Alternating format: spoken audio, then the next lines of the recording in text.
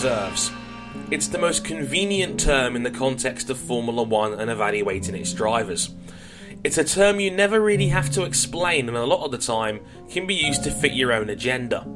And I fear with the 2016 title going the distance, this is what's going to hurt Nico Rosberg's reputation in the long run, whatever the final result is.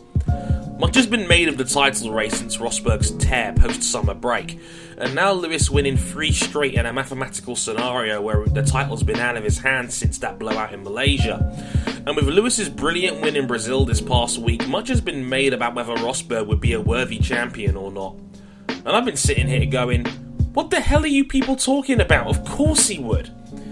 See, I've said this before, this is a problem with Formula 1. In a sport littered with technology and numbers, we as fans will always care most about the squishy bit behind the wheel. And this is a sport where the fan base has made the active decision, and probably rightly, to label Lewis Hamilton as a better driver. So as a result, whenever Nico Rosberg does something of note, we either put him down via a Lewis comparison, or we make a narrative up to put the focus back on LH.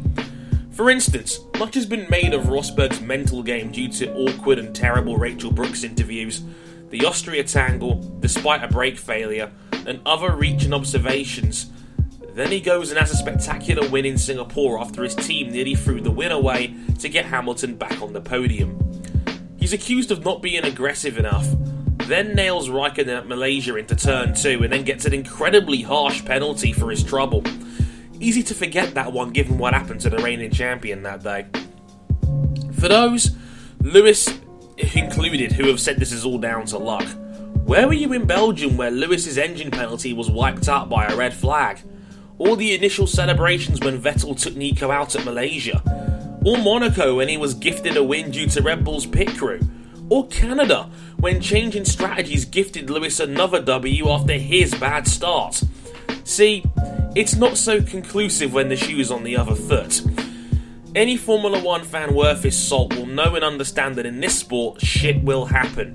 80% of what goes on is out of said driver's hands, from other drivers' behaviour to an engine blowout.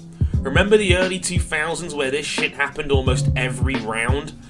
Ferrari were pretty much gifted a couple of titles out of sheer reliability. It's human error. Sometimes things go wrong. Malaysia was the get-out-of-jail-free card the Hamilton fanbase needed. If Lewis doesn't win the title next week, which is looking rather likely given the maths, the stick to beat Nico with has already been laid. And it's a shame, because by any measure, Rosberg has genuinely improved this season.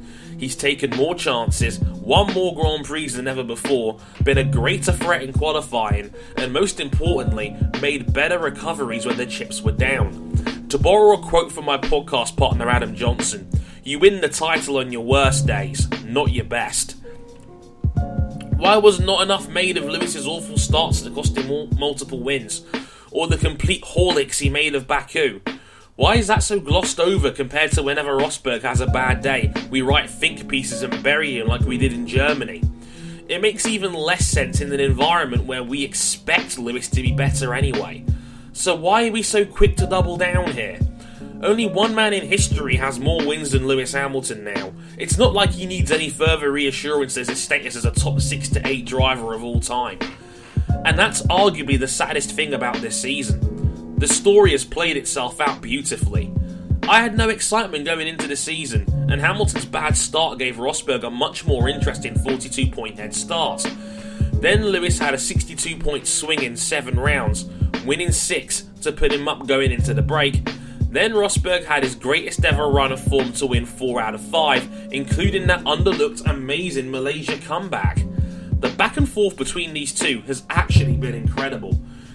And now here we are, 12 points between them going into the grand finale. Realistically, Rosberg still has the luxury of following Lewis home, but 12 leaves the door open just enough to make it interesting. The fact Rosberg has even gotten to this point should be applauded given he's dealing with the best driver of this era. And he has a superb chance to get the one thing that's eluded him so much, a world championship. May the best man win in Abu Dhabi. Whoever takes it will be a worthy champion. That's the benefit of scoring the most points, because deserves is the empty vessel of the insecure.